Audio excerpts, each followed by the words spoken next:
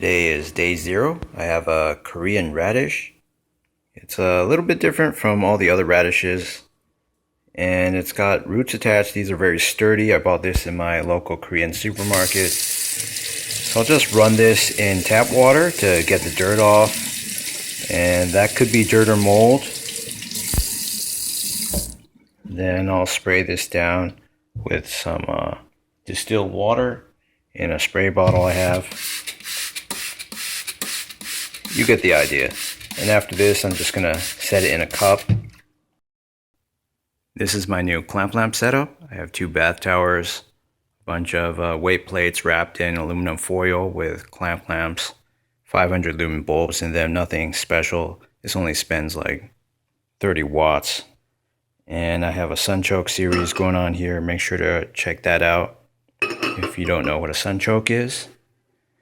And here's my growing sweet onion slices series. So I just put that cup right behind there. And I don't want this to get full direct lamp light. I have a lux meter. If I put that in the middle of all this, it's 11,000 and change. Depending on how you measure it, it could possibly be a lot more. But for this, 5,000 lux and change, you got to multiply by the 10 over there. And the temperature is relatively cool these days, 22.6 Celsius.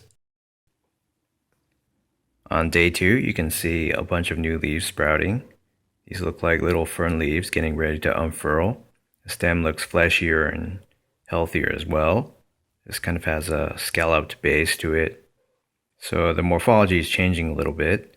This is quite a beautiful vegetable just right out of the supermarket.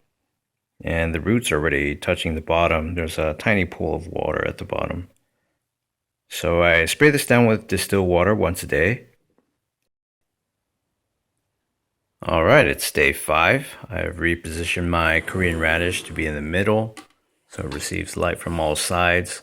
Maybe instead of 5,000 lux, it gets 10,000 or more. And it's getting it from all sides instead of just on one side. So the nascent leaves you see budding out from the base, those look like traditional Asian vegetable leaves. And on the top, you have leaves that look more like ornamental bush leaves or citrus leaves. I don't know what the deal with that is. I thought everything would just look the same right off the bat, but apparently not. Very interesting. This tuber is more wrinkled, as you can see.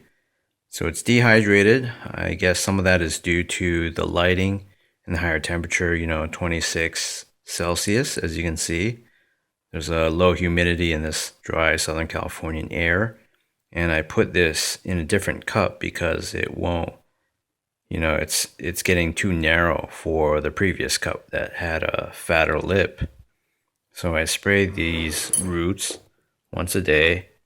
I think I did it twice yesterday, actually. But as you can see, there's been some root development. A lot of these roots are new from the outer periphery, and they're bleached paper white, basically. When they're dry, they have the appearance of mold because they have these fine bristles that come out on either side. It's like a 2-sided comb. And now this is wet, so I can't show you that.